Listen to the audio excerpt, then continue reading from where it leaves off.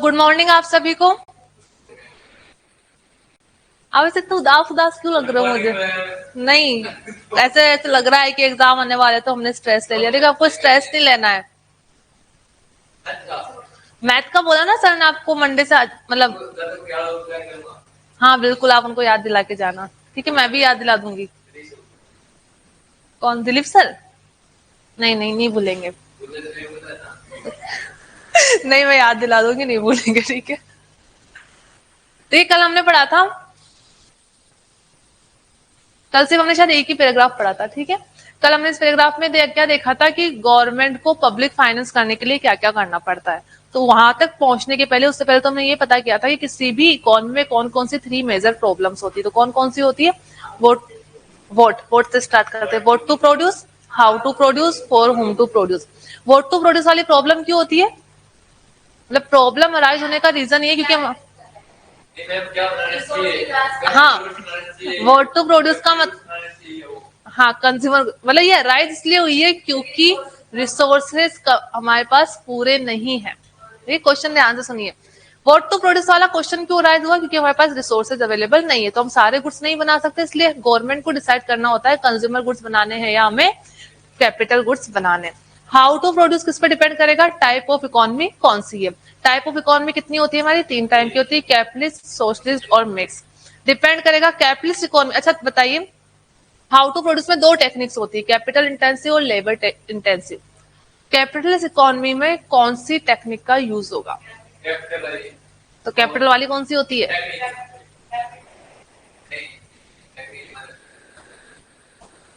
दो ही तो बड़ी थी हमने, कैपिटल इंटेंसिव और लेबर इंटेंसिव। कैपिटलिस्ट में कौन सी होगी? कैपिटल इंटेंसिव, बिकॉज वहां पे पैसा ज्यादा है तो मशीनरी का ज्यादा यूज होगा। और जो सोशलिस्ट होती है उसमें लेबर इंटेंसिव ज्यादा होगा, क्योंकि सोशलिस्ट जो कंट्रीज होती है उनका मेन फोकस किसमें रहता है? हाँ, एम्प्लॉयमेंट को इंक्रीज करना, बढ़ाना। तो मशीनरी का जितना कम यूज होता है, एम्प्लॉयमेंट उतना ही ज्यादा जनरेट होता है। तो इसलिए डिपेंड करेगा टाइप ऑफ इकोनॉमी कौन सी। लेकिन अब तो पूरा वर्ल्ड कौन सी इकोनॉमी है? मिक्स्ड इकोनॉमी है। तो वहां पे दोनों का कंपोजिट यूज होता है। जिसके पास जितना पैसा है वहां तक तो कैपिटल इंटेंसिव टेक्निक का यूज करता है, बाकी जिसके पास जितनी लेबर की अवेलेबिलिटी है उसके अंदर अकॉर्डिंग उसका यूज कर लेता है। तो यहाँ पे हम देखा था 3 टाइप की प्रॉब्लम होती है, what to produce, how to produce. Third कौन सी होती है? For whom to produce. मतलब सोसाइटी में बहुत सारी क्लासेस होती है, middle class, upper middle class, rich class, poor class और लोअर क्लासेस। तो बोला गया है कि फॉर होम टू प्रोड्यूस का मतलब है किसी भी कंट्री में गवर्नमेंट के पास लिमिटेड रिसोर्सेज है तो कौन सी क्लास के लिए प्रोडक्शन करना सबसे ज्यादा बेनिफिशियल रहेगा। तो सब जो गवर्नमेंट होती है जनरली उसका मोटिव क्या होता है? सोशल वेलफेयर करना। तो लोअर मिडिल क्लास के लिए, पुअर क्लास के ही ज्यादा प्रोडक्शन करती है। यहाँ तक पढ़ा था हमने, अब हमें कहाँ से पढ़ना है? ये पूरा हो गया था ना?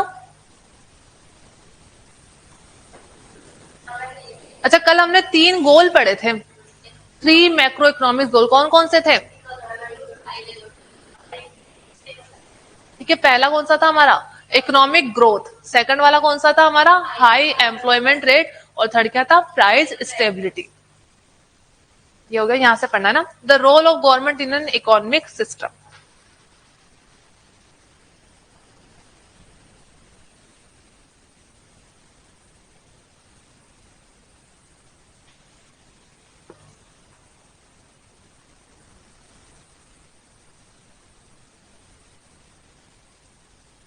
We shall first consider why an economic system should be in place। तो इकोनॉमिक सिस्टम कुछ भी हो सकता है, कैपिटलिस्ट भी हो सकता है, सोशलिस्ट भी हो सकता है, मिक्स्ड भी हो सकता है। लेकिन अभी आपको जनरली क्या मान के चलना है? मिक्स्ड। जहां पे भी इकोनॉमिक सिस्टम वर्ड आएगा हम उसको मान के चलेंगे मिक्स्ड होगा, बिकॉज अभी पूरा वर्ल्ड कौन सा है? मिक्स्ड इकोनॉमी है। The basic economic problem of scarcity arise from the fact that wants are unlimited. ठीक है, तो हमने स्टार्टिंग में पढ़ा था ह्यूमन वांट्स क्या होती है? अनलिमिटेड होती है। रिसोर्सेज क्या होते हैं? लिमिटेड होते हैं। इकोनॉमिक्स पढ़ने का पर्पज ही हमारे पास यही होता है। The resources available to any society are limited. Consequently, an economy cannot produce all economic goods and service that its member desire to have। सारे गुड्स और सर्विसेज नहीं बना सकते। Therefore, an economic system by which a society, society में कौन कौन आ गया? House hold, business और government.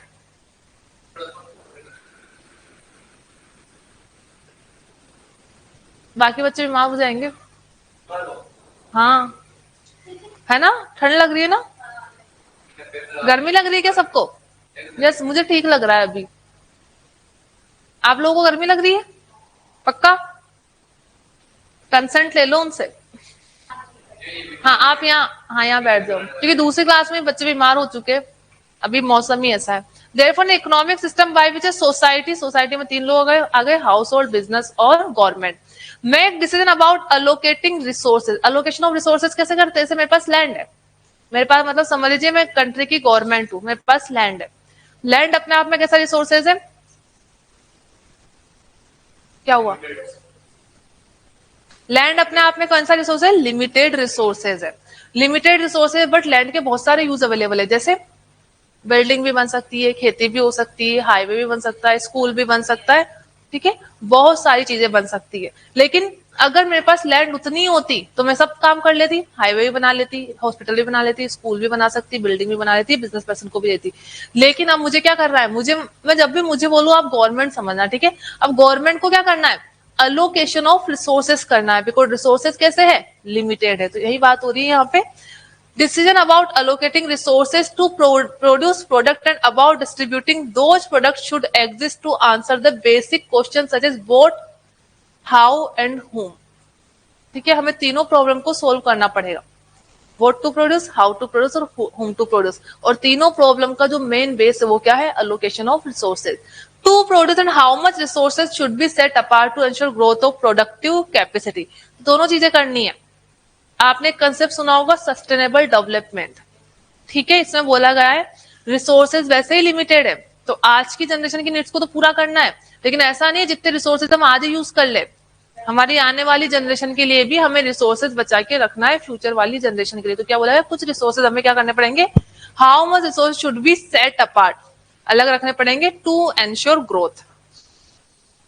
The modern society in general offer 3 alternate economic system. तो 3 आपको पता ही कौन कौन से? 3 alternate economic system, capitalist, socialist और mixed, through which the decision of resources allocation may be made, namely the market, the government and the mixed। तो market economy किसको बोला जाता है?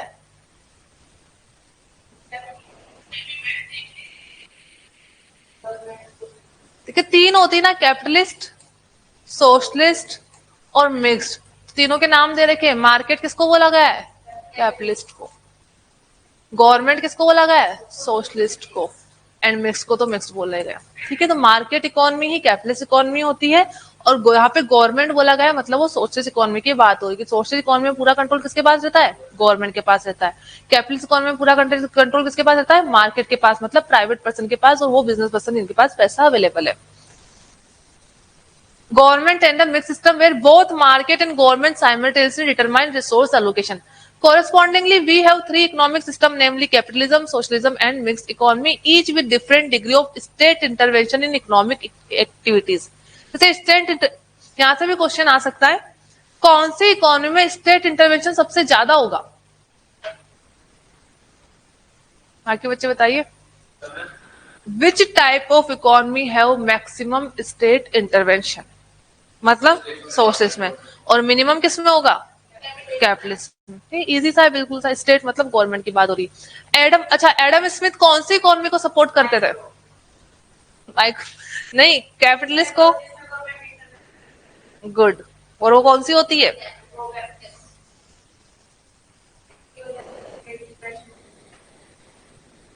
नहीं, इसकी वजह से नहीं आया था। हाँ, गवर्नमेंट नहीं करती थी, लेकिन इन्होंने जो थ्योरी दी थी ना, उससे हमें सॉल्यूशन नहीं मिला, ठीक है।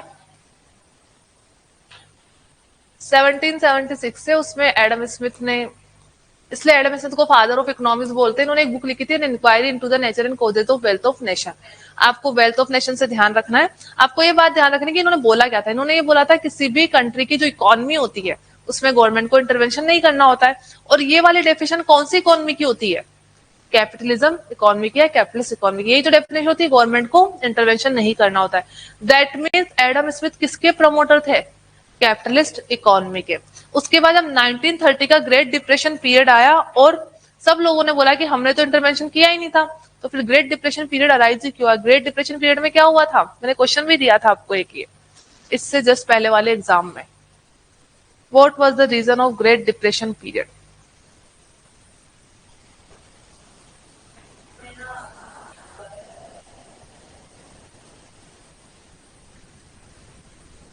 क्या हुआ था ग्रेट डिप्रेशन के लिए?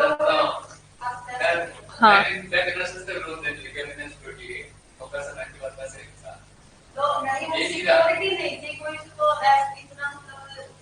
हाँ, ये तो सही बता रहे हो आपकी बैंक ने।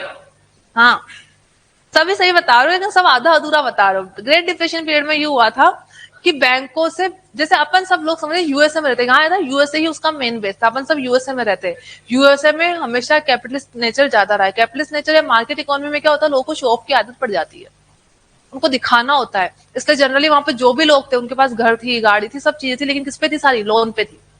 उन्होंने लोन लेके सारी चीजें अरेंज कर रखी थी, लेकिन लोन लेते गए और बाद में मार्केट में ऐसी सिचुएशन अराइज हो गई कि अनएम्प्लॉयमेंट ज्यादा हो गया। अब समझ लीजिए अपन सबने लोन ले रखा है और अपन सबकी जॉब चली गई, ठीक है। अब अपने घर गाड़ी बंगला जो ले रखा उसका वापस रीपेमेंट भी तो करना पड़ेगा, लेकिन जब मेरी जॉब ही चली गई तो मैं रीपेमेंट कैसे करूंगी? और ये किसी एक पर्सन के साथ नहीं हुआ था, मैक्सिमम पीपल के साथ हुआ था।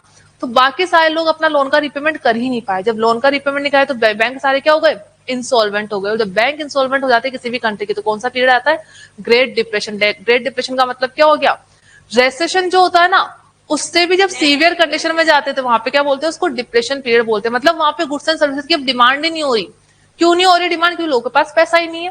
तो डिप्रेशन रेसेशन की भी बहुत सीवियर फॉर्म होती है, जहां पे चीजों के प्राइस तो बहुत कम हो जाते हैं पर लोगों के पास उतना पैसा भी नहीं होता है कि वो उन चीजों की डिमांड कर सके। तो यहाँ पे जो एडम स्मिथ ने बोला था वो यही बात बोली थी कि इकोनॉमी में गवर्नमेंट को इंटरवेंशन नहीं करना है। लेकिन उसके बाद जब 1930 में ग्रेट डिप्रेशन पीरियड अराइज हुआ तो उसके बाद कौन आए थे, जॉन मैनार्ड केन्स। इन्होंने इसके अपोजिट बोला था। इन्होंने तो बोला था नहीं करना है, इन्होंने क्या बोला, करना पड़ेगा। ठीक है, कभी कभी कुछ ऐसे पीरियड अराइज होंगे जहां पर इकोनॉमी खुद अपने आप एडजस्ट नहीं कर पाएगी खुद को, तब गवर्नमेंट को इंटरवेंशन करना पड़ेगा। तो देखो पता लग गया कि ये कौन सी इकोनॉमी को मान रहे थे, कैपिटलिस्ट इकोनॉमी को। यहाँ पे बोल रहे कि गवर्नमेंट को इंटरवेंशन करना पड़ेगा, तो किसको मान रहे, सोशलिज्म को।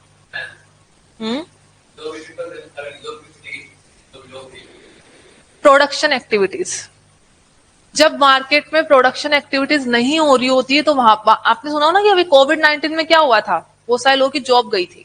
तो जॉब तो वहां पे तो बता रही हूँ प्रोडक्शन नहीं हो पा रहा था। देखिए प्रोडक्शन कब होता है, जब लोग, जैसे समय, उस समय क्या हुआ गवर्नमेंट में, मैं बताती हूँ एक्चुअल में। एक टाइम पे जैसे घर की बात नहीं हो रही, घर और बिल्डिंग, क्या घर और कार के बिकने से इकोनॉमी चल सकती है क्या, नहीं चल सकती। घर और कार तो वन टाइम इन्वेस्टमेंट होता है। जो इकोनॉमी चलती है वो चलती है पेरिशेबल गुड्स या ड्यूरेबल गुड्स, जिन चीजों को हम बार बार खरीदते हैं। जैसे वेजिटेबल्स हो गया, मिल्क हो गया, सेरस हो गया, इडेबल आइटम्स हो गए, कपड़े हो गए, ठीक है। तो इन सारी इंडस्ट्री में क्या थी, डिमांड नहीं हो पाई। तो इन सारी इंडस्ट्री में डिमांड नहीं थी तो प्रोडक्शन क्या हो गया, रुक गया।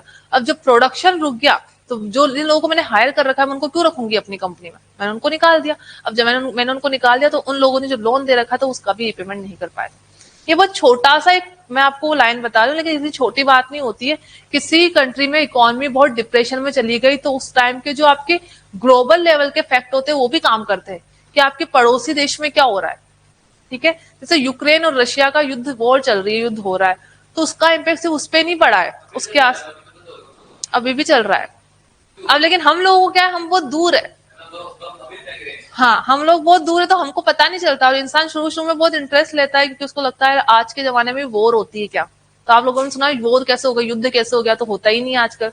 तो स्टार्टिंग में सब इंटरेस्ट लेते हैं, फिर सब अपनी अपनी लाइफ में बिजी हो जाते हैं। लेकिन आपको ये मतलब पता नहीं कैसा फील होगा, लेकिन अभी भी चल रहा है, अभी भी चल रहा है।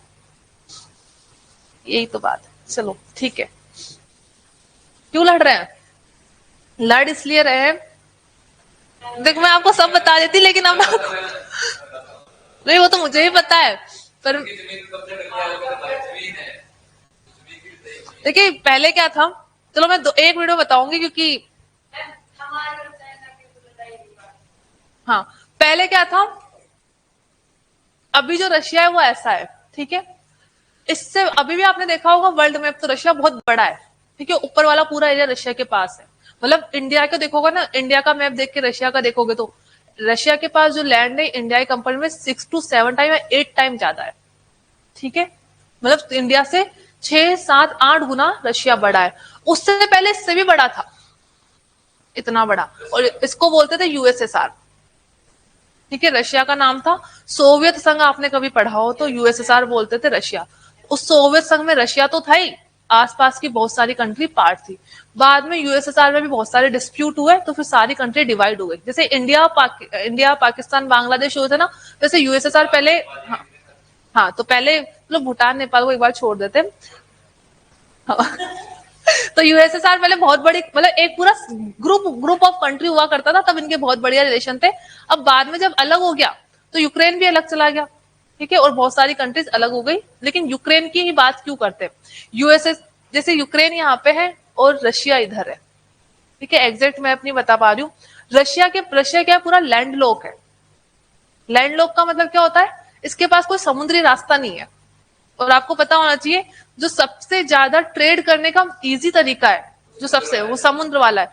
एयर वाला तो होता है सबसे महंगा, और रोड पॉसिबल नहीं है कि आप रोड बना दो हर जगह। ठीक है, उसमें बहुत खर्चा करना पड़ता है। पानी वाला होता है सबसे सस्ता, क्योंकि वो में नेचर से मिला हुआ होता है। और रशिया के पास वाला रास्ता है नहीं। ये रास्ता कहाँ से आता है, यूक्रेन के पास से।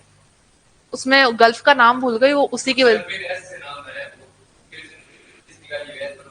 वो स्वेज नहर है। वो तो स्वेज नहर नहीं, हाँ स्वेज नहर ही बता रही हूँ, स्वेज नहर की। हाँ हाँ, स्वेज कैनाल या नहर, जो नहीं, मतलब मैंने हिंदी में बोला था, उनको समझ में नहीं आया। वो स्वेज कैनाल अलग है, इसके पास में एक और रास्ता है। हाँ, वो तो उसको जानबूझ के बनाया गया है, लेकिन जो यूक्रेन के पास है वो नेचर से ही मिला हुआ है उसको। एक आपने रेड सी सुना होगा, लाल सागर, रेड सी का नाम। ठीक है, वही नाम है शायद, जहां तक मुझे। तो यूक्रेन के पास वो वाला रास्ता है। तो ये क्या चाहता है रशिया, हम इसको ये एक्वायर कर ले तो रेड सी का रास्ता हमें मिल जाएगा, फिर हम पूरे वर्ल्ड से ट्रेड कर पाएंगे। तो रीजन है सिर्फ पैसों का। दुनिया में जो भी लड़ाइयां हो रही है, कोई किसी की लैंड भी क्यों चाह रहा है, उसको पता है उस लैंड पे मैं जाऊंगा तो मुझे ये मॉनेटरी बेनिफिट होगा। तो सारा खेल किसका है, पैसों का है। अब चलो अपने वापस यहाँ पे आते हैं। तो यहाँ पे क्या बोला, एडम स्मिथ ने तो मना कर दिया था कि नहीं करना, लेकिन जॉन मेनन किसने क्या बोला कि इंटरवेंशन करना पड़ेगा। Adam Smith is often describe as a bold advocate of free market. Free market कौन सी इकोनॉमी को बोलते हैं। तो देखिए, कैपिटलिस्ट इकोनॉमी के 3 नाम हो गए। हमने जब चैप्टर पढ़ा था फर्स्ट, तब भी पढ़ा था। मार्केट इकोनॉमी, कैपिटलिस्ट इकोनॉमी और फ्री मार्केट इकोनॉमी। हाँ, लेजस फेयर है, वेरी गुड। लेजस फेयर कहाँ पे आता है,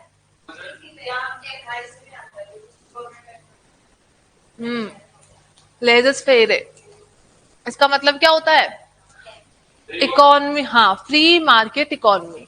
लेजस फेयर का मतलब तो ये होता है कि किसी भी इकोनॉमी में गवर्नमेंट को इंटरवेंशन नहीं करना। तो ये वाली कैरेक्टरिस्टिक किसमें होती है, इसमें। तो मतलब लेजस फेयर है, फ्री मार्केट, या सिर्फ मार्केट, और क्या बचा, कैपिटलिस्ट।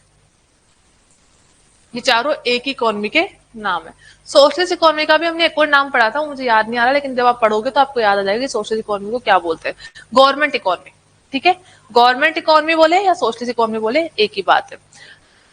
तो यहाँ पे क्या होगा, minimum government activity. Smith believe that government role in society should be limited but well defined. However, Smith saw an important resource allocation role for the government when he underlined the role of government in national. तो क्या बोला गया था, Adam Smith ने ये तो बोला था कि नहीं करना है, लेकिन उन्होंने कुछ एरिया बताए थे कि कहाँ कहाँ पे करना पड़ेगा। बहुत ही नॉर्मल, मतलब बहुत लिमिटेड थे। नेशनल डिफेंस, उन्होंने बोला था कि वैसे तो मार्केट में नहीं करना है, लेकिन जब बाहरी लोगों से खुद की कंट्री को प्रोटेक्ट करना, मतलब डिफेंड करना है, तो प्राइवेट पर्सन नहीं करेंगे। लोगों को मतलब नहीं होता है डिफेंस से। को कौन प्रोटेक्ट करेगी, गवर्नमेंट प्रोटेक्ट करेगी नेशनल डिफेंस को। Establishing a system of justice, अगर अमीरों को बोल दे तो जस्टिस कभी हो ही नहीं पाएगा। तो पूरी कंट्री में जो जस्टिस को इंश्योर करना, वो किसको करना पड़ेगा, गवर्नमेंट को करना पड़ेगा। Establishment of highly beneficial public institution and public work such as road, bridge, canal, तो ये सब काम भी कौन करेगी, गवर्नमेंट करेगी। Postal system that profit seeking individual may not be able to efficiently build and operate. तो एडम स्मिथ ने वैसे तो मना किया था कि गवर्नमेंट को इंटरवेंशन नहीं करना है, फिर भी उन्होंने 3 एरिया बताए थे जहां जहां पे करना है। कौन कौन से, डिफेंस वाला हो गया, जस्टिस वाला हो गया, और रोड, ब्रिज, कैनाल वाला हो गया। क्योंकि उनको पता था इन तीनों सेक्टर में प्राइवेट सेक्टर काम करेगा तो वो हमेशा अपने बेनिफिट के लिए काम करेगा। तो इससे जो भी मार्जिनलाइज सोसाइटी है उनका बहुत ज्यादा एक्सप्लॉयटेशन हो सकता है। सिर्फ 3 एरिया में काम करना है, बाकी गवर्नमेंट को कहीं पे कोई भी काम नहीं करना है मार्केट में। अब ग्रेट डिप्रेशन पीरियड की बात हो रही है, उसके बाद कैसे चेंज हुआ था। Since 1930, more specifically as a consequence of the Great Depression, the state's role in the economy has been distinctly gaining in the importance. तो आपसे क्वेश्चन पूछा जाए कि पूरे वर्ल्ड में गवर्नमेंट का इंटरवेंशन इकोनॉमी में देना कब स्टार्ट हुआ था, कौन से पीरियड के बाद हुआ था? 1930 या 1930 या 1930 के बाद हुआ था, ठीक है. The state's role in the economy has been distinctly gaining in importance, therefore the traditional function of the state have been supplemented with that what is referred to as an economic function, also called fiscal function और public finance function. अब यहां से हमारा हो गया chapter start, क्योंकि इससे पहले तो गवर्नमेंट का रोल ही नहीं था, तो फिस्कल फंक्शन हम कुछ बोल ही नहीं सकते. फिस्कल फंक्शन का मतलब ही क्या होता है? जहां पर गवर्नमेंट पॉलिसीज बना रही है, तो इसके बाद गवर्नमेंट का रोल आना स्टार्ट हुआ fiscal function. While there are difference among different countries respect of the nature and extent of the government intervention in economies, all of them agree on one point that the government are expected to play major role in the economy. तो 1930 के बाद क्या हुआ? बहुत सारी country ने अपने अपने अलग अलग ओपिनियंस दिए, लेकिन सब एक बात पे एग्री कर गए. कौन सी बात पे?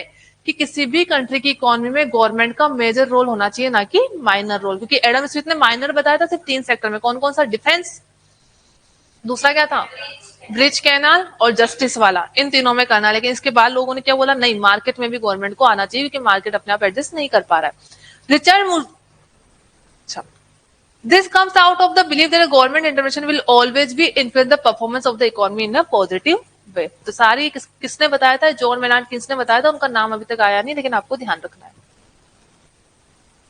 Richard Musgrave in his classic treatise The Theory of Public Finance 1959 introduced the 3-branch taxonomy of the role of government in a market economy.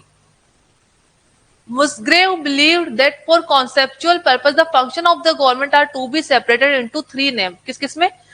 Resource allocation, income distribution और मैक्रो इकोनॉमिक स्टेबलाइजेशन. इसको याद कर लो. इसके बाद जो Richard मुस्ग्रेव आए थे, उन्होंने गवर्नमेंट के 3 मेजर रोल बताया था. पहला कौन सा बताया था? Resource allocation. यहाँ पे पूरी इकोनॉमिक एक्टिविटीज आ गई. कौन सी? What to produce, how to produce और फॉर होम टू प्रोड्यूस यहाँ पे इंक्लूड हो गया. सेकंड क्या बताया था? Income redistribution. दैट मीन्स अगर कंट्री के इनकम रीडिस्ट्रीब्यूशन वाला फंक्शन हमें क्यों लेना है? बिकॉज अगर गवर्नमेंट इनकम रीडिस्ट्रीब्यूशन की ऑब्लिगेशन अपने ऊपर नहीं लेगी तो सोसाइटी कैसे होगी? कुछ लोग बहुत ज्यादा अमीर हो जाएंगे क्योंकि उनके पास रिसोर्सेज रहेंगे, और आने वाली जनरेशन भी उन्हीं की जनरेशन ग्रो करेगी, और जो लोग गरीब है उनको कभी रिसोर्सेज नहीं मिल पाएंगे. इसलिए क्या बोला गया? इनकम रीडिस्ट्रीब्यूशन होना चाहिए. मतलब जिन लोगों के पास ज्यादा पैसा है उन लोगों से तो हमें टैक्स ज्यादा लेना है, और जिन लोगों के पास पैसा नहीं है उसके लिए हमें पॉलिसीज बनानी है. तो इसको क्या बोलते हैं? Income redistribution. क्योंकि पूरी कंट्री में क्या होनी चाहिए? पर कैपिटा इनकम जो होती है वो इक्वल होनी चाहिए. क्या इंडिया में ऐसा है? नहीं है. यूएसए में है. यूएसए में हो इतना, मतलब वहां पे इंडिया के कंपैरिजन में है थोड़ा ज्यादा सही है. वहां पे से आपको बहुत गरीब लोग नहीं दिखेंगे रोड पे जो ऐसे भीख मांग रहे हैं, ऐसे लोग नहीं दिखेंगे. वहां पे सबके पास मतलब जो नॉर्मिक, ये तो देखो वहां पे देखिए जो डेवलप, देखिए इसमें पूरी गलती ऐसा नहीं है कि मैं अपनी कंट्री को क्रिटिसाइज कर रही हूँ. हमारे पास एक जो सबसे जो नेचर से चीज मिली है वो क्या मिली है? हमें रिसोर्सेज सच में बहुत कम मिले, और जो नेचर से ही मिले पॉपुलेशन हमें ज्यादा मिल गई. ठीक है, वो तो लोगों के हाथ में होता है, लेकिन हमारी कंट्री में पॉपुलेशन है ज्यादा और रिसोर्सेज है कम. यूएसए में क्या है? उनको एरिया बहुत बड़ा मिला है और शुरू से उनका एजुकेशन पे बहुत फोकस रहा है, तो उन्होंने अपनी पॉपुलेशन को कंट्रोल में ही रखा है. ठीक है, क्योंकि बावजूद पूरा वर्ल्ड यूएसए में जाके काम करना चाहता है, फिर भी उनकी पॉपुलेशन उतनी इंक्रीज नहीं हुई है. बताओ हमारी कंट्री में ऐसा होता तो हमारी कंट्री में कितनी पॉपुलेशन इंक्रीज आती. तो हर कोई पर्सन यूएसए में जाके काम भी कर रहा है, कितने बच्चे वहां जाके स्टडी भी कर रहे हैं, कितने इंडिया से लोग जाके वहां पे रह भी रहे हैं. वहां पे आपको जनरली पूरे वर्ल्ड का, मतलब मुझे लगता है पूरे वर्ल्ड के जितनी भी कंट्रीज है, हर वर्ल्ड का कोई ना कोई पर्सन यूएसए में आपको रहता हुआ मिल ही जाएगा, हर कंट्री का.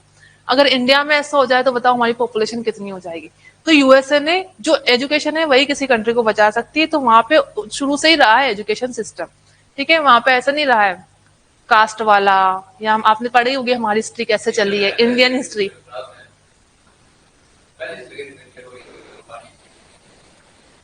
क्या इंग्लिश में? अच्छा, इंग्लिश में और कुछ नहीं पढ़ाया, सिर्फ स्टोरीज पढ़ाई.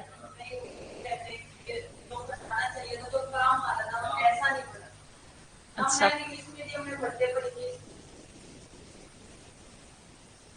अच्छा, इंग्लिश आती नहीं, मतलब बोल नहीं पाते आप लोग? हाँ, ये तो दिक्कत है, इंग्लिश मीडियम वाले बच्चों को तो आनी चाहिए, क्योंकि मैं तो हिंदी मीडियम से। अच्छा, सब इंग्लिश वाले हो?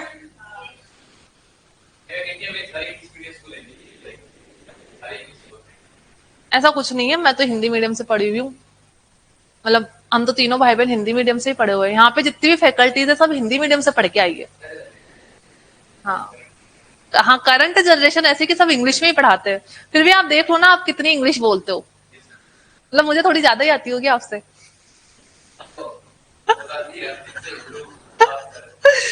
नहीं देखिए, इंग्लिश से कोई वो सेंस नहीं कि इंग्लिश जैसे तो मैं टीचर हूँ तो मुझे इंग्लिश ज्यादा आती है, ऐसा कोई लॉ नहीं बना हुआ। ठीक है, हो सकता है कि कुछ बच्चों को मुझसे बहुत, जो अभी इंग्लिश मीडियम के बच्चे उनको मुझसे बहुत ज्यादा आती होगी। उनसे तो मेरे को भी कॉन्फिडेंस बिल्ड करना पड़ता है उनसे बात करने में। ठीक है, बहुत बोलते आप ये जो ये वाली जो ईसाई मिशनरीज की स्कूल है ना, ये सेंट विलफ्रेड, जो सेंट वाली स्कूल होती है, कोई पढ़ा है सेंट सेंट विलफ्रेड? कौन पढ़ा हुआ है आप में से? उनके बच्चों से बात करना, वो बोलते हैं इंग्लिश। चलो अब अपन उससे बात नहीं कर रहे। यहाँ पे देखिए तीन फंक्शन दे रखे, रिसोर्स अलोकेशन, इनकम रिडिस्ट्रीब्यूशन और macro economic stabilization to ensure price stability. तीनों आपको याद रखने। तो allocation and distribution function are primarily micro economics function. तो ये दोनों तो कौन से होते हैं? माइक्रो। और ये लास्ट वाला कौन सा है? मैक्रो इकोनॉमिक, खुद ही लिखा हुआ है। While stabilization is a macro economic function, the allocation function aims to. देखिए अलोकेशन, और ये कैसे हुआ? माइक्रो रिसोर्स का अलोकेशन होगा। तो अलोकेशन का मतलब होता है किसी बड़ी चीज को छोटे छोटे पार्ट में डिवाइड करना, इसलिए किसका पार्ट बना? माइक्रो का। माइक्रो क्या बताता है? छोटी यूनिट को बताता है। इनकम रीडिस्ट्रीब्यूशन भी क्या बता रहा है? हमारी कंट्री में पर पर्सन की इनकम कितनी होनी चाहिए, तो जहां पे भी पर पर्सन आ जाएगा वो किसका बन जाएगा? माइक्रो का। अगर यहाँ पे मैं नेशनल इनकम लिख दूं तो किसका पार्ट बनेगा? मैक्रो का बन जाएगा। ठीक है, अगर मैं इसकी पूरी कंट्री के टोटल रिसोर्सेस की बात करूं तो वो मैक्रो का पार्ट है, लेकिन रिसोर्स अलोकेशन क्या बन गया? माइक्रो का पार्ट बन गया। हाँ, अलोक मतलब जहां पे बांटने की बात हो जाए ना, वो माइक्रो में चल जाता है। बांटोगे किसमें? आप किसी भी चीज को अपनी कंट्री की पॉपुलेशन में ही तो बांटोगे। तो हर पर्सन की पर पर्सन की नीड को ध्यान में रखा जाता है। जहां पे पर पर्सन हो जाए, अलोकेशन हो जाए, डिस्ट्रीब्यूशन हो जाए, वो माइक्रो का पार्ट बनता है। और यहाँ पे क्या बोला गया है? Stabilization macro economics. तो यहाँ पे प्राइस स्टेबिलिटी की बात हो रही है। प्राइस स्टेबिलिटी हमेशा कहाँ पे आएगा? मैक्रो इकोनॉमिक्स के अंदर। While establishing the macroeconomic function, the allocation function aims to correct the sources of inefficiently in the economic system, while the distribution roles ensure that the distribution of wealth and income is fair। तो वही बात बोली गई। allocation तो क्या बताएगा कि हमें उन्हीं चीजों का प्रोडक्शन करना है तो सोसाइटी के लिए बहुत ज्यादा जरूरी है, क्योंकि हमारे पास रिसोर्सेज लिमिटेड है। तो हमें ध्यान रखना है कि सोसाइटी को सबसे ज्यादा जरूरत किसकी, उसी का प्रोडक्शन करना है। जैसे इसका एग्जाम्पल आप लोग बताओ मुझे अलोकेशन का। जैसे मैंने आपको लैंड का एग्जाम्पल बताया था ना, कि रिसोर्स अलोकेशन कैसे हो रहा है। लैंड मेरे पास लिमिटेड है तो मेरे पास बहुत सारे अल्टरनेटिव्स अवेलेबल है। मिल्क, अच्छा जैसे इलेबरेट। हाँ, जैसे मिल्क हमारे पास क्या है, समझिए लिमिटेड है। और मिल्क से बहुत सारी चीजें बन सकती है। एक तो मिल्क को हम ऐसे भी कंज्यूम कर सकते हैं, मिठाई भी बन सकती है, पनीर भी बन सकती है, बटर मिल्क भी बन सकता है, और बहुत सारी खीर भी बन सकती है, जो बन सकती है। लेकिन किसी सोसाइटी में जो स्लम में बच्चे रह रहे हैं, वहां पे उनको मिठाई की जरूरत नहीं है, वहां पे उनको पीने के लिए दूध ही नहीं मिल रहा है। तो वहां पे जो दूध का सबसे बेस्ट यूज होगा वो क्या होगा? उनको आप दूध ही प्रोवाइड करो। तो लिमिटेड रिसोर्सेज है और वहां पे हम उसको मिल्क प्रोवाइड करें, तो इसको क्या बोलेंगे हम? इनएफिशिएंट यूज नहीं हो रहा है, एफिशिएंट यूज हो रहा है। तो यहाँ पे बोला इनएफिशिएंट होना चाहिए, सॉरी इनएफिशिएंट नहीं होना चाहिए, एफिशिएंट होना चाहिए। While the distribution role ensure that the distribution of wealth and income is fair. हमारी कंट्री में जितने भी लोग हैं सबके पास इनकम का इक्वल डिस्ट्रीब्यूशन होना चाहिए, फेयर होना चाहिए। Monetary and fiscal policy, the problem of macro economic stability, economic growth and maintenance of high level of employment, price stability etcetera fall under the stabilization function. तो stabilization के अंदर क्या क्या आ जाएगा? प्राइस स्टेबिलिटी होनी चाहिए। प्राइस स्टेबिलिटी का मतलब क्या हो गया? ना तो इन्फ्लेशन बहुत ज्यादा होना चाहिए, ना ही डिफ्लेशन बहुत ज्यादा कम होना चाहिए। दूसरा, कंट्री में स्टेबलाइजेशन कब आएगा? जब प्रोडक्शन के गुड्स और सर्विसेज की डिमांड होगी और उसके अकॉर्डिंग उसका प्रोडक्शन भी होगा। साथ में प्रोडक्शन करने के लिए हमें एम्प्लॉय, जो पर्सन है एम्प्लॉयड होने चाहिए, उनकी भी जरूरत पड़ती है। तो हमारे पास उतने लोग भी होने चाहिए काम करने के लिए, मतलब एम्प्लॉयमेंट लेवल भी हाई होना चाहिए, डिमांड भी हाई होनी चाहिए। डिमांड हाई होने के साथ सप्लाई भी हाई होनी चाहिए। और जब डिमांड, सप्लाई, एम्प्लॉयमेंट तीनों ठीक से काम करेंगे तो अपने आप मार्केट में क्या आ जाएगा? प्राइस स्टेबलाइजेशन आ जाएगा। दैट मीन चीजें ना तो बहुत ज्यादा महंगी होगी, ना ही बहुत ज्यादा सस्ती होगी। The national budget in a general reflect the economic policy of government and the government exercise economic function partly through budget. तो बजट क्या होता है बताइए पहले तो फटाफट। गवर्नमेंट ही करेगी बजट, तो ये तो पता है आप लोगों को। होता क्या है budget? What do you understand by budget? हाँ, बजट का सिंपल सा मतलब होता है, जैसे हम लोग भी अपना बजट बनाते हैं, हमारे पेरेंट्स बनाते तो क्या करते हैं, मेरे जैसे 1 महीने का बजट बनाया, गवर्नमेंट तो 1 साल का बनाती है, ऐसे मैं 1 महीने की बात करती हूँ। कैसे बनाते हैं? मेरे अगले 1 महीने में इतने खर्चे होने वाले, मतलब एक्सपेक्टेड एक्सपेंडिचर इतने होने वाले। इन अगले 1 महीने के एक्सपेक्टेड एक्सपेंडिचर को मिटिगेट करने के लिए, पूरा करने के लिए मेरे पास कौन कौन सी इनकम अवेलेबल है। तो हर कोई बजट ऐसे ही तो बना। समझ लीजिए मुझे अगले महीने मेरे पास 10,000 रुपए आने वाले हैं, हर महीने समझ लीजिए मेरे पास 10,000 रुपए आते हैं, ठीक है, और मेरे हर महीने खर्चे होते हैं 15,000 के। तो मैं अपना बजट बना के तो इंश्योर कर पा रही हूँ कि हर महीने मुझे 10,000 रुपए ही इनकम मिलती है और मेरे खर्चे 15,000 के। तो दो तरीके, या तो मैं 5,000 हर महीने कहीं से अरेंज करूं, और दूसरा तरीका क्या है, मैं अपने खर्चों को 5,000 से कम करूं। ठीक है, तो हो गया इंडिविजुअल का खर्चा। क्या गवर्नमेंट के पास दोनों ऑप्शन अवेलेबल है क्या? नहीं, गवर्नमेंट के पास ये वाला नहीं होता है। ज्यादातर खर्चे कम नहीं कर सकती वो, क्योंकि खर्चे वो अपने घर में नहीं कर रही, वो कंट्री में कर रही है, उसको करना ही करना पड़ेगा। उसके पास फिर एक ही ऑप्शन बचा कि जो प्लस 5,000 है मैं इसको कहां से अरेंज करूं। तो इसके तरीके होते हैं कौन कौन से, मतलब 2-3 तरीके होते हैं। एक तो टैक्स बढ़ा दो, ये हो सकता है, नोट प्रिंट कर लो, ये भी हो सकता है, और दूसरी कंट्री से लोन ले लो, ये भी हो सकता है। तो डेट के थ्रू भी कर सकती है, प्रिंटिंग ऑफ नोट के थ्रू भी कर सकती है, और टैक्स को इंक्रीज करके भी कर सकती है। लेकिन जो प्रिंटिंग ऑफ नोट वाला है वो काम नहीं करता। ये प्रिंटिंग ऑफ नोट करना मतलब इकोनॉमी आपकी बहुत खराब हालत में चल जाएगी। तो दो ही इफेक्टिव तरीके बचे, कौन कौन से? टैक्स रेट इंक्रीज कर देना या लोन ले लेना। The national budget in general reflect the economic policy of the government. तो बजट किसमें आएगा? गवर्नमेंट बना रही है, फिस्कल पॉलिसी के अंदर। अगर आपसे पॉलिसी पूछा जाए किसके अंदर आएगा, तो किसके अंदर आएगा? फिस्कल पॉलिसी के अंदर, मॉनेटरी पॉलिसी के अंदर नहीं आएगा। The national budget in general reflect the economic policy of a government and the government exercise economic function partly through the budget. We shall now discuss in detail the conceptual three function framework of the responsibility of the government. Three framework में देखेंगे, किस किस में देखेंगे? पहला तो देखेंगे allocation function, इसके बाद आएगा redistribution,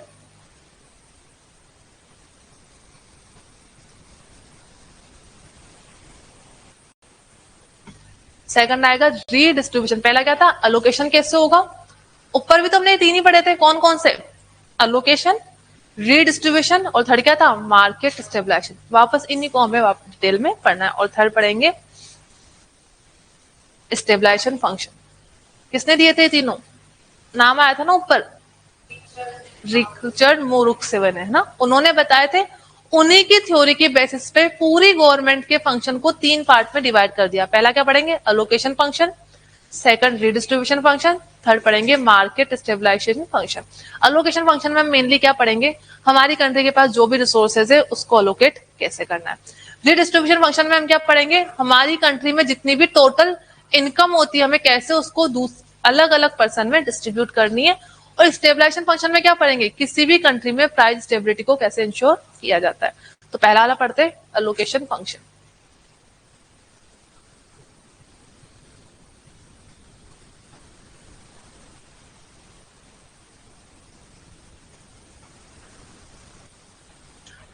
resource allocation refer to the way with the available resource. तो देखिए नाम में सब कुछ लिखा हुआ है, ठीक है, आपको मैं पहले ही बता चुकी हूँ। अलोकेशन फंक्शन का मतलब क्या होगा? रिसोर्सेज हमारे पास लिमिटेड होते हैं, ठीक है। चलो इन्होंने एक मिल्क का एग्जांपल बताया, अब आप में से कोई एक और एग्जांपल बताइए दूसरा, कैसे गवर्नमेंट अलोकेशन फंक्शन को यूज करेगी। लिमिटेड रिसोर्सेज है, अनलिमिटेड वांट्स है, तो एज ए गवर्नमेंट आपको डिसाइड करना है। तो कोई भी आप लिमिटेड रिसोर्सेज लेके मुझे बताइए। हाँ पेट्रोल डीजल, एक मिनट रुको। हाँ पेट्रोल डीजल हो गया, तो उसके ये तो लिमिटेड रिसोर्सेज हो गया। उसके अल्टरनेटिव यूजेस क्या क्या है कि जहां पे हमें डिसीजन लेना पड़ेगा किसके लिए यूज कर। एक मिनट रुको, एक बात क्लियर करते हैं फिर दूसरे पे आएंगे। जैसे पेट्रोल का यूज एक तो गाड़ी में होता है, ठीक है, और कहाँ होता है?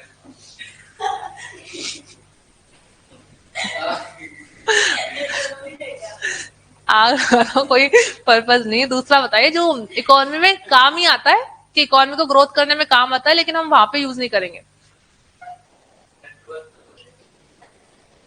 नहीं, जैसे इसको आप पेट्रोल मत बोलो, आप इसको क्रूड ऑयल बोलो, ठीक है। क्रूड ऑयल से, हाँ, क्रूड ऑयल में क्या क्या होता है, हाँ, पेट्रोल भी होता है, डीजल भी होता है, और उससे लुब्रिकेंट भी निकलता है। पेट्रोल के अलग यूजेस है, डीजल के अलग यूजेस है, लुब्रिकेंट के अलग यूजेस है। तो हमें डिसाइड करना होगा कि हमें क्रूड ऑयल में से किस पे ज्यादा फोकस करना है। हमें पेट्रोल पे, अब देखिए क्रूड ऑयल पे ज्यादा फोकस करके कोई फायदा नहीं है, क्योंकि क्रूड ऑयल में जो पेट्रोल की क्वांटिटी, उससे पेट्रोल ही निकलेगा, उससे डीजल निकलेगा, उससे लुब्रिकेंट निकलेगा। तो मतलब ये एग्जाम्पल अपना फिक्स हो नहीं पा रहा है यहाँ पे, ठीक है, क्योंकि पेट्रोल के अल्टरनेटिव यूज नहीं बता पा रहे ना हम। डिसीजन मेकिंग कहाँ पे होगी, जैसे मैंने लैंड का बताया था ना, एक ही लैंड है लेकिन उसके बहुत सारे यूजेस है। तो मुझे डिसाइड करना पड़ेगा सोसाइटी को सबसे ज्यादा जरूरत किसकी, स्कूल की जरूरत है तो स्कूल बन जाएगी, हॉस्पिटल की जरूरत है तो हॉस्पिटल बन जाएगी। लेकिन पेट्रोल में वो एग्जाम्पल फिट नहीं हो रहा ना, कि पेट्रोल के बहुत सारे यूज अवेलेबल है। दूसरा बताइए, जैसे पहले का, हाँ आप बताइए फिर। गन्ने का, ओके, गन्ने के क्या क्या अल्टरनेटिव यूज है? हाँ,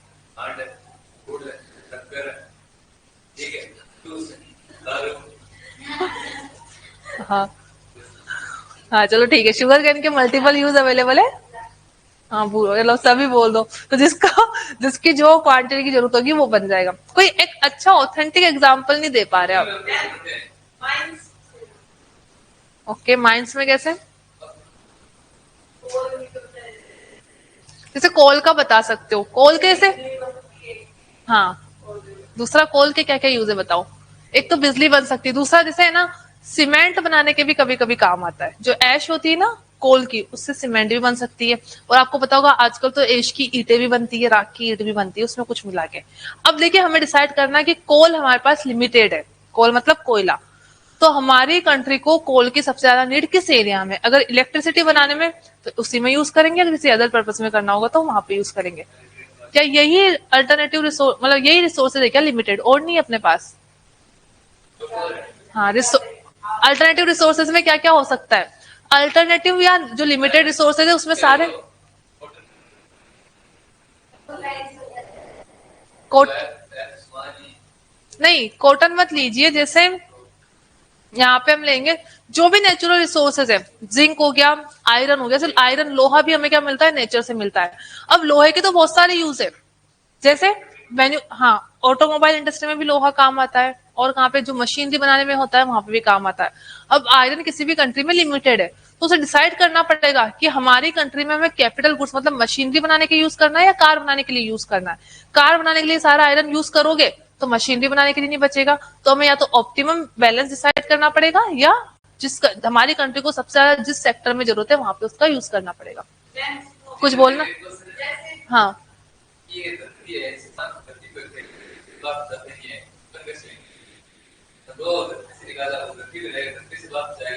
हम्म, अच्छा, मतलब आप बोल रहे हो लोहे को रीयूज कर सकते हैं? नहीं, कोई भी चीज है 32 खाली है, 32 बात जाएगी नहीं, दूसरी उतनी रहेगी, तो आप चेंज करेंगे। हाँ, तो देखिए, जैसे कोल का आप कैसे जैसे होगी, लेकिन वो बहुत सालों बाद होगी, अब बहुत ही सालों बाद। तो कोल बनने में कितने, आपने सुना कितने बहुत सारे साल लगते हैं, 1000 1,500 साल लगते हैं। चलो आ जाओ। ऐसे अगर ऐसा होता तो फिर तो हमें कोई बात की दिक्कत ही नहीं होती। होगी लेकिन बहुत सालों बाद होगी, क्योंकि जो रिसोर्सेज की प्रोसेस होती है वो बहुत धीरे होती है, और जो पॉपुलेशन इंक्रीज होने की प्रोसेस है वो बहुत ज्यादा है, ठीक है। हाँ, डिमांड बहुत ज्यादा है, उसके कंपेरिजन में सप्लाई बहुत कम हो पा रही है वापस, इसलिए क्या होगा, वो काम नहीं करेगा। तो अलोकेशन फंक्शन का सिंपल सा मतलब, हमारे पास जो रिसोर्सेज है गवर्नमेंट को डिसाइड करना है कि हमें अलोकेट कैसे करना है। Resource allocation refer to the way which the available resources of factor of production. तो अच्छा, फैक्टर ऑफ प्रोडक्शन अपने आप में क्या होते हैं, नेचुरल रिसोर्सेज होते हैं, जैसे लैंड, लेबर, कैपिटल और एंटरप्रेन्योर। अपने आप में क्या है, लिमिटेड रिसोर्सेज है, ठीक है। लैंड भी कम है, लेबर, मतलब लेबर अब मैं ऑल ओवर वर्ल्ड की बात कर रही हूँ, या लेबर का मतलब सिर्फ उस लेबर से नहीं जो मैनुअल काम करती है। इकोनॉमिक्स में जो मेंटल वर्क करता है उसको भी लेबर बोलते हैं, मतलब आप भी क्या काउंट होगे सीए बनने के बाद, लेबर ही काउंट होगे। तो क्या बोला जाता है, लेबर भी अपने आप में लिमिटेड फैक्टर ऑफ प्रोडक्शन है। Are allocated among the various uses to which they might be put, it determines how much of the various kinds of goods and services will actually be produce in an economy. Resource allocation is a critical problem because the resource of society are limited in supply, whereas the wants of the member of, देखो बार बार वही चीजें repeat हो रही है. Resource allocation की दिक्कत क्यों आई है? क्योंकि रिसोर्सेज क्या है? लिमिटेड है, और वॉन्ट्स क्या है? अनलिमिटेड है. In addition any given resources can have many alternative uses. और दूसरा रीजन क्या है? क्योंकि हर गुड्स के अल्टरनेटिव यूजेज अवेलेबल है. से कोल सिर्फ इलेक्ट्रिसिटी बनाने का ही काम आता, तो हमें कुछ सोचना नहीं पड़ता. जितना कोल है उसे सबसे इलेक्ट्रिसिटी बना दो. प्रॉब्लम कहाँ आती है? एक ही गुड्स के अल्टरनेटिव यूजेस अवेलेबल है. एक ही लेबर बहुत सारे काम कर सकती है. जैसे आप CA1 के कंपनी में गए, ठीक है, तो बहुत सारे डिपार्टमेंट है. ट्रेजरी डिपार्टमेंट होगा, सेल्स डिपार्टमेंट होगा, और ऑडिट वाला, हाँ ऑडिट वाला डिपार्टमेंट होगा, टैक्सेशन वाला होगा, टैक्सेशन में डायरेक्ट इनडायरेक्ट होगा. ठीक है, इतने सारे, हाँ इतने सारे डिपार्टमेंट है. मार्केटिंग का भी होता है, मार्केटिंग में जनरली MBA जाते हैं, लेकिन CA CMS भी जा सकते हैं. तो वहां पे आपको क्या करना पड़ेगा? डिपार्टमेंट तो बहुत सारे है, लेकिन रिसोर्स जैसे CA एक ही है. ठीक है, तो एक लेबर है, एक CA है, उसका आपको क्या करना है? रिसोर्स का अलोकेशन करना है. अगर हर डिपार्टमेंट के लिए हर CA होता, सबको अलोकेट कर देते, लेकिन एक CA वो सभी डिपार्टमेंट में काम कर सकता है, लेकिन सब में तो नहीं करेगा, किसी एक में ही करेगा. तो क्या करना पड़ेगा? डिपार्टमेंट का अलोकेशन करना पड़ेगा. तो ये भी क्या हुआ? Resource allocation of the work. One of the most important function of an economic system is the optimal or efficient allocation of scarce resources so that the available resources are put to their best use and no wastage are there. Economic efficiency indicates a situation in which all resources are allocated to serve each person in the best way possible, minimizing waste and inefficiency. तो waste भी कम होना चाहिए और inefficiency भी कम से कम होनी चाहिए. The private sector resource allocation is characterized by market supply and demand and price mechanism is determined by the consumer sovereignty. अच्छा, जब हमने वो फर्स्ट चैप्टर पढ़ा था ना, क्या नाम था फर्स्ट चैप्टर का? बेसिक ऑफ इकोनॉमिक्स वाला जो, ठीक है, वहां पे हमने ये पढ़ा था कंज्यूमर सोवरेनिटी के बारे में. कौन सी इकोनॉमी में कंज्यूमर सोवरेनिटी सबसे ज्यादा होती है?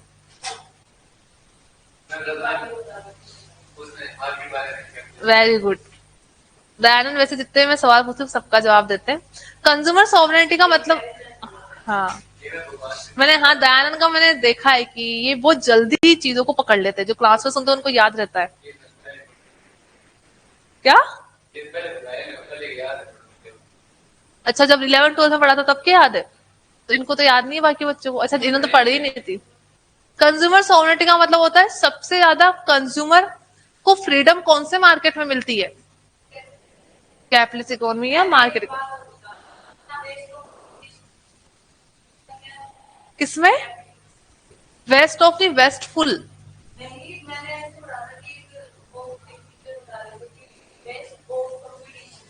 हाँ, वेस्टफुल और वेस्ट ऑफ एक ही होता है. वेस्टफुल होगा या वेस्ट ऑफ कॉमन. इसका मतलब ये होता है सबसे ज्यादा जो वेस्टेज होगा वो इसमें होगा, कैपिटलिस्ट इकोनॉमी में. बिकॉज यहाँ पे लोग क्या करते हैं? एक दूसरे से कॉम्पीट करते हैं. सोशलिस्ट इकोनॉमी में क्या होगा? आप में कंपटीशन नहीं होगा, क्योंकि यहाँ पे गवर्नमेंट का कंट्रोल है. गवर्नमेंट ही आपको रिसोर्सेज आके देगी और उसके अकॉर्डिंग आपको प्रोडक्शन करना पड़ेगा. ठीक है. कैपिटलिस्ट इकोनॉमी में क्या होता है? हर पर्सन दूसरे पर्सन से आगे बढ़ना चाहता है, तो कंपटीशन करेगा. जैसे अभी जो आप ये एडवर्टाइजमेंट देखते हो सारे गुड्स के, टीवी पे बहुत सारे एडवर्टाइजमेंट होते हैं. एडवर्टाइजमेंट पे बहुत सारी कंपनीज बहुत ज्यादा खर्चा करती है. वो किस लिए कर रही है? उसको दूसरी कंपनी से आगे बढ़ना है. ठीक है, दूसरी कंपनी से ज्यादा प्रॉफिट अर्न करना है. तो उसको क्या बोलते हैं? Wasteful competition. मतलब आप कंपटीशन तो कर रहे हो, लेकिन अपने रिसोर्सेज को वेस्ट कर रहे हो, जिसका अल्टीमेटली सोसाइटी को कोई फायदा नहीं हो रहा है. सारा फायदा किसको हो रहा है? जो सेलर है, सप्लायर है, उसको फायदा हो रहा है. क्या? हाँ,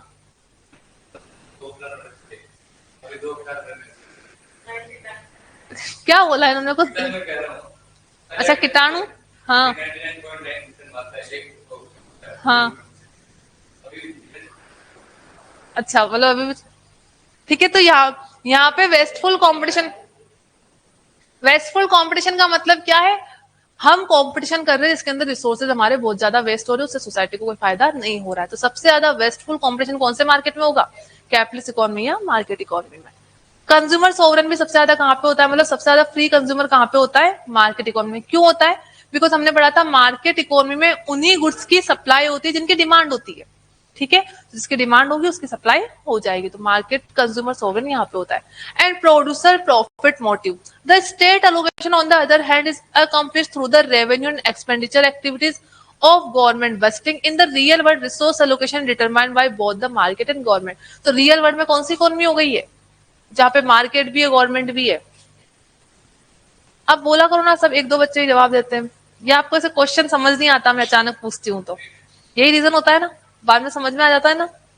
जैसे यहाँ पे लिखा हुआ है रियल वर्ल्ड में क्या है, मार्केट भी डिसाइड करता है गवर्नमेंट भी डिसाइड करता है, तो पूरा वर्ल्ड अभी रियल कौन सा है, मिक्स्ड इकोनॉमी, जहाँ पे दोनों कंट्रोल करके चलते हैं।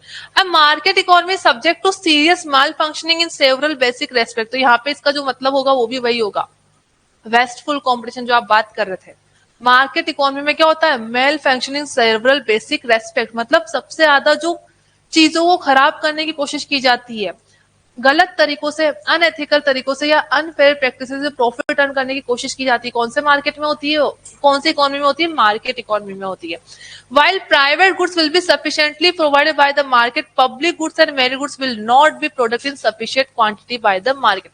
जैसे किसी कंट्री में पूरी मार्केट इकोनॉमी है, मतलब वहां पर सारा का सारा कंट्रोल कुछ जो लोग हैं, अमीर लोग हैं, जो कैपिटलिस्ट लोग हैं उनके पास है। कैपिटलिस्ट इकोनॉमी में यही होता है। अब सोसाइटी में क्या होता है, जैसे गवर्नमेंट स्कूल भी है, गवर्नमेंट हॉस्पिटल भी है, पार्क भी है, ब्रिज भी है, रोड भी है। समझ लीजिए अपन किसी कंट्री में रहते हैं, अपन वहां के सबसे अमीर लोग हैं, ठीक है, अपन सबके पास क्या है, पैसे है, और अपन ही बिजनेस करते हैं। क्या हम लोग इस बात पे फोकस करेंगे कि सड़कें कितनी अच्छी है, या लोग सुबह घूमने पार्क में जाएंगे तो पार्क बनवा दे? क्या मैं ये सोचूंगी कुछ बच्चे पढ़ नहीं पा रहे तो गवर्नमेंट स्कूल? हम नहीं सोचेंगे। तो क्या बोला गया है, जो मार्केट इकोनॉमी होती है वहां पे पब्लिक गुड्स और मेरिट गुड्स, पब्लिक गुड्स मतलब जो पब्लिक के काम आ रहे हो, और मेरिट गुड्स का मतलब हो गया एजुकेशन और हॉस्पिटल से, ऐसे गुड्स की जो सप्लाई है वो हो ही नहीं पाएगी। कौन सी इकोनॉमी में, मार्केट इकोनॉमी में। क्योंकि पब्लिक गुड्स और मेरिट गुड्स पे फोकस कौन करेगा, जिसका प्रॉफिट मोटिव नहीं है, जो सोशल वेलफेयर करना चाहता है। तो कैपिटलिस्ट इकोनॉमी कभी भी सोशल वेलफेयर नहीं करना चाहेगी। कौन सी इकोनॉमी चाहती है सोशल वेलफेयर करना, सोशलिस्ट इकोनॉमी। तो सोशल इकोनॉमी में होगा, कैपिटलिस्ट इकोनॉमी में नहीं होगा। Will not be produce in sufficient quantity by the market, missing market और non existence of market occur in a variety of situation. Why do market fail to give the right answer to the question as to how the resources can be efficiently utilized and what goods should be produced and in what quantities? In other words, why do market generates misallocation of resources? तो देखिए, जब हमने first chapter पढ़ा था ना, हमने तीनों question पढ़े थे, आपको याद होगा, what to produce, how to produce, for whom to produce। फिर मैंने आपको बताया था कि इन तीनों का कोई कॉन्क्रीट आंसर नहीं है। कैपिटलिस्ट इकोनॉमी में इन तीनों का आंसर अलग होगा, सोशल इकोनॉमी में इन तीनों का आंसर अलग होगा, और मिक्स्ड इकोनॉमी में इन तीनों का आंसर अलग होगा। याद है आपको ये बात? महक तो बिल्कुल मना कर दी, जैसे अभी याद आ जाएगी। जैसे व्हाट टू प्रोड्यूस मुझे डिसाइड करना है, मुझे क्या बनाना है। समझ लीजिए कैपिटलिस्ट इकोनॉमी, तो वहां पे कौन सी चीजों का प्रोडक्शन होगा, जो अमीर लोग चाहेंगे, क्योंकि जो अमीर लोग चाहेंगे वो उसके लिए ज्यादा प्राइस देने के लिए तैयार है। और कैपिटलिस्ट इकोनॉमी में मेरा मोटिव क्या है, प्रॉफिट अर्न करना। तो मैं उन्हीं लोगों के लिए प्रोडक्शन करूंगी जो मार्केट में परचेजिंग पावर ज्यादा रखते हैं, मतलब जिनका पैसा ज्यादा लेने की कैपेसिटी है। तो मार्केट इकोनॉमी में तो इसका आंसर हो गया अलग, जिसकी परचेजिंग पावर ज्यादा, मैं उसी के लिए प्रोडक्शन करूंगी। उसके बाद आते हैं सोशलिस्ट इकोनॉमी। सोशलिस्ट इकोनॉमी में व्हाट टू प्रोड्यूस का आंसर कैसे होगा, हाँ, जिससे सोसाइटी को मैक्सिमम बेनिफिट हो रहा है, जिससे सोसाइटी को मैक्सिमम सेटिस्फेक्शन मिल रहा है। तो मैक्सिमम सेटिस्फेक्शन होगा सोशल वेलफेयर करके। तो इसलिए मैं लोअर मिडिल क्लास या पुअर क्लास के लिए प्रोडक्शन करूंगी। तो यहाँ पे व्हाट टू प्रोड्यूस का आंसर जस्ट अलग हो गया, क्योंकि व्हाट टू प्रोड्यूस का आंसर डिपेंड किस पे कर रहा है, कि टाइप ऑफ इकोनॉमी कौन सी है। कैपिटलिस्ट में अलग हो गया, सोशलिस्ट में होगा, मिक्स्ड में भी अलग हो जाएगा। मिक्स में दोनों मिलकर डिसाइड करेंगे, इस तरीके से डिसाइड करेंगे सोसाइटी को बेनिफिट भी हो, प्लस मार्केट में जो बिजनेस पर्सन है उनको फायदा भी हो। उसके बाद आते हैं how to produce. Capitalist economy में हाउ टू प्रोड्यूस का आंसर क्या होगा, कैपिटल इंटेंसिव, क्योंकि यहाँ पे क्या होगा, प्रोडक्शन ज्यादा से ज्यादा करना है, क्योंकि कॉस्ट ज्यादा आती है कैपिटलिस्ट इंटेंसिव में। तो सामने वाला ज्यादा पे करने के लिए तैयार है, क्योंकि मेरे पास लेबर अवेलेबल नहीं है। तो कैपिटलिस्ट इकोनॉमी में क्या होता है, पैसा ज्यादा होता है, लेबर कम होती है। तो how to produce capitalist economy में कैसे होगा, कैपिटल इंटेंसिव टेक्निक से। सोशलिस्ट में किससे होगा, लेबर इंटेंसिव टेक्निक से, बिकॉज वहां पे पैसा कम है और सोशल वेलफेयर करना पर्पस है। तो सोशल वेलफेयर कब होगा, जब सोसाइटी में ज्यादा से ज्यादा लोगों को रोजगार मिलेगा, एम्प्लॉयमेंट मिलेगा। और सबसे ज्यादा एम्प्लॉयमेंट कब मिलता है, जब लेबर इंटेंसिव टेक्निक का यूज करता है। और मिक्स में इसका आंसर अलग हो जाएगा, कैपिटल प्लस लेबर दोनों को मिलाकर ऑप्टिमम यूज कर लेंगे। फॉर होम टू प्रोड्यूस वापस आते हैं। कैपिटलिस्ट इकोनॉमी में फॉर हुम टू प्रोड्यूस, वापस वही जो रिच क्लास पीपल है उन्हीं के लिए होगा। सोशल इकोनॉमी में आंसर अलग हो जाएगा, सोशल इकोनॉमी में होगा पुअर क्लास और मिडिल क्लास के लिए होगा, और जो मिक्स्ड वाली है उसमें दोनों के लिए होगा। तो इसलिए तीनों का आंसर कोई एक नहीं है, डिपेंड कर रहा है टाइप्स ऑफ इकोनॉमी कौन सा है। अब मार्क, अच्छा ये हो गया अपना। तो इसलिए मिस अलोकेशन ऑफ रिसोर्सेज कौन सी इकोनॉमी में ज्यादा होगा? कैपिटलिस्ट में ही ज्यादा होगा, क्योंकि वहां पे कुछ ही लोगों के पास पावर है। Allocation efficiency is concerned with utilizing limited resources to produce goods and services that would maximize value to the society. Allocative efficiency achieves the largest possible output of goods and services from the existing stock of resource and technology. Efficient allocation of available resources in economy is assumed to take place only when the markets are perfectly competitive and economic agent make rational choices and decision. तो क्या बोला गया है? किसी भी economy में जो resources है उसका एफिशिएंटली एलोकेशन तभी हो सकता है जब मार्केट कैसा है? Perfectly competitive. कहां पढ़ा था हमने परफेक्टली कॉम्पिटिटिव मार्केट क्या होता है? और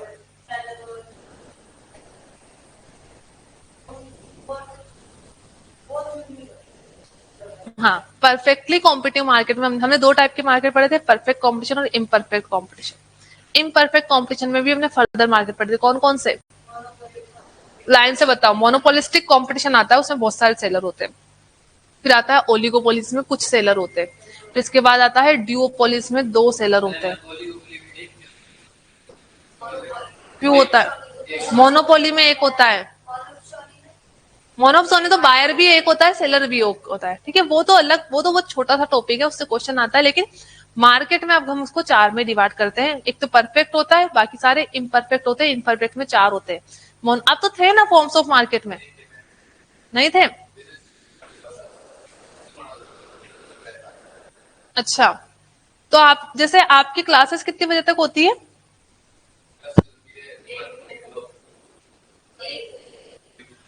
एक बजे तक है ना?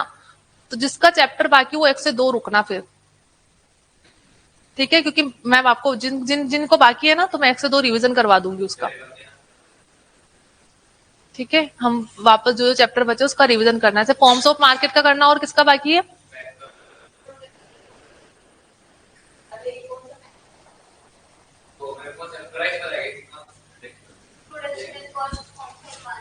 आपका भी बाकी है ना? आपका कौन सा बाकी है? सही बैठो। ठीक है, theory of production, theory of cost और फॉर्म्स ऑफ मार्केट, बस 3 बाकी है। पक्का? ठीक है, तो इन तीनों को अपन कब करेंगे? 1 से 2। 8 से 9 भी कर सकते हैं ना वैसे, है ना? 8 से 9 ज्यादा बेटर रहेगा।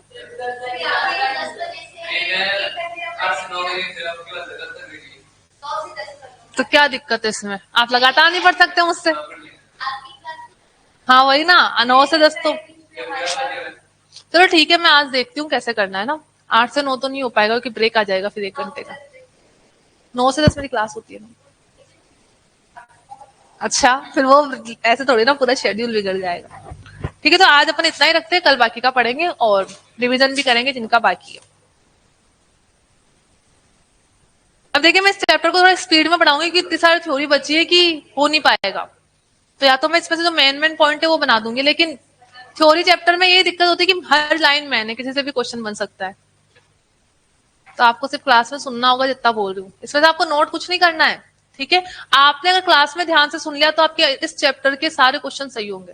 इसके सारे के, अगर किसी ने भी ध्यान से क्लास में सुना, मैंने आपको क्वेश्चन दिखा भी दिए किस टाइप के क्वेश्चन आते हैं। जिसका क्लास में पूरा ध्यान था, कंस्ट्रक्शन मतलब वो पूरा उसने ध्यान से कॉन्सेंट्रेशन था दिया है, तो उसके सारे क्वेश्चन जो भी मैंने आपको पास पेपर में बताए सारे सोल्व हो रहे थे।